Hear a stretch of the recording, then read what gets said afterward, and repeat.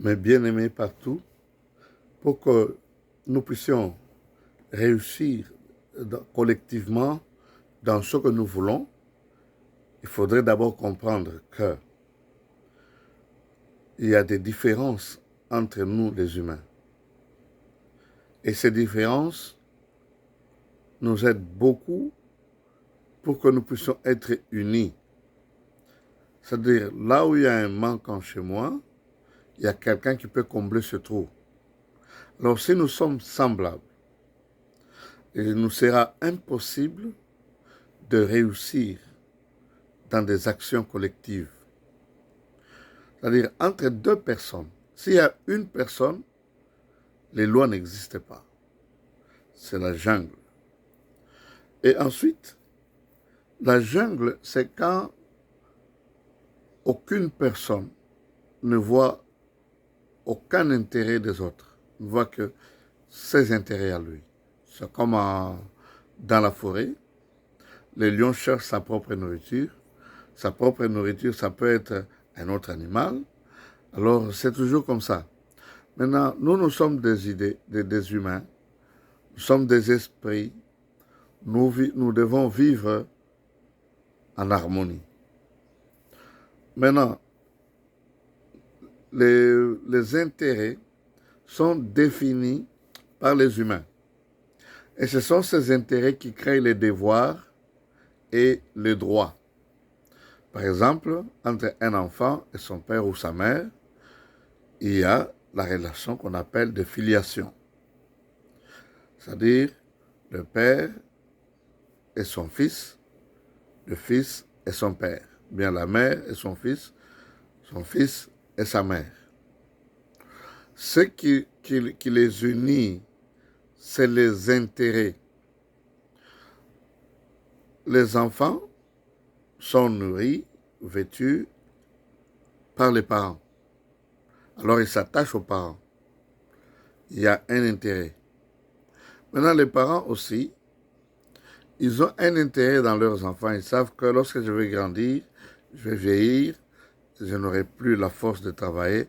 Ce sont mes enfants qui vont m'aider. C'est ainsi que vous allez voir beaucoup de parents en train d'investir dans la vie de leurs enfants, à tel point que même ils se privent des besoins essentiels. Maintenant, quand les gens sont en train de vivre dans un certain coin ici sur la terre, ils se mettent assis, ils définissent les intérêts. C'est comme par exemple, chacun a besoin de manger, mais chacun ne peut pas produire tout ce qu'il a besoin à manger. Une autre personne peut produire des fruits, une autre personne aller à la pêche, une autre personne des légumes, ainsi de suite. Alors ils se disent, nous allons faire un système. Parce que chacun a besoin de ce que l'autre a, on fait ce qu'on appelle le commerce. Je te donne des légumes, tu me donnes des mangues. C'est comme ça que les histoires de commerce ont commencé. Au fond, quand moi je te donne des légumes, je crée, je comble un besoin et à celui que je crée un besoin, il a maintenant un devoir de me payer. Soit il me paye des mangues, l'argent ou autre chose. Ainsi que la relation entre les humains, c'est une relation des intérêts. Quand tu combles, tu résous le besoin de l'autre, tu fais ce qu'on appelle, tu crées ce qu'on appelle le devoir. J'ai le devoir de te donner ça. Et puis lui aussi dit, j'ai le devoir, moi aussi, de te donner de l'argent. Quand tu achètes, c'est devoir-droit. Quand je donne l'argent, c'est mon devoir de te donner l'argent pour que toi tu me donnes ce dont j'ai besoin. Quand tu me le donnes, c'est ton devoir de me le donner parce que moi, j'ai rempli mon devoir. C'est-à-dire, entre les humains, nous, il y a le devoir et le droit. Et ces choses sont définies par les intérêts. Et quand on dit que les gens se sont mis assis, pour le moment, les relations sont beaucoup plus complexes parce qu'il s'agit de millions de gens. Il s'agit des milliers des articles dont les humains ont besoin et chacun a ses besoins personnels. Maintenant, il y a des besoins communs, par exemple les routes. Vous ne pouvez pas faire transporter des tonnes et des tonnes de maïs quand il n'y a pas de route. C'est pourquoi, au lieu que nous puissions cotiser, et au lieu que nous puissions chacun payer pour une route, nous mettons de l'argent ensemble. On appelle les impôts et les taxes. Alors nous choisissons des gens qui vont définir les besoins primordiaux. Ils disent non, d'abord il faut les routes. Parce que les gens meurent de faim alors qu'il y a de la nourriture dans d'autres villages. On fait des routes.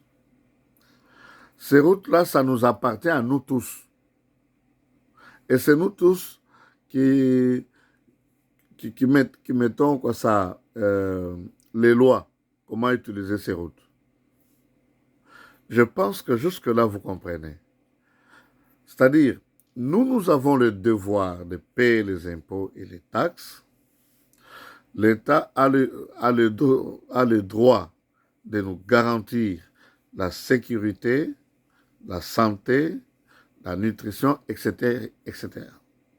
Alors, l'État utilise ce qu'on appelle les activités économiques, sociales et administratives, l'armée, etc., etc. C'est-à-dire que l'armée, l'État est en train d'acheter des armes, des uniformes, nourrir les policiers et les militaires. Eux, ils ne produisent pas de nourriture. Alors, ils ne peuvent pas nous défendre en tant qu'affamés et nus. C'est ainsi que nos devoirs sont accomplis par l'État. Nous donnons à l'État l'argent, l'État leur donne la nourriture et leur devoir, c'est nous protéger. Parce qu'ils ont le devoir de nous protéger, nous avons le droit d'être protégés. C'est là qu'il y a un peu de confusion. Parce que les gens ne comprennent pas. Quand on dit nous avons besoin d'électricité, c'est-à-dire que c'est le devoir de l'État de nous apporter l'électricité. Parce que nous donnons à l'État ce dont il a besoin pour combler nos besoins. Parce que quand nos besoins, celui qui le comble, c'est l'État. S'il y a un commerçant qui vend de la nourriture, l'État doit lui assurer la sécurité et lorsqu'il nous vend à un bon prix. C'est-à-dire l'État garantit les prix, l'État garantit la protection des biens pour que les opérateurs économiques viennent étant protégés par l'État et commencent à opérer. Quand eux ils opèrent, ils comblent nos besoins. Les besoins en eau potable, les besoins en électricité, les besoins en transport, les besoins en denrées alimentaires.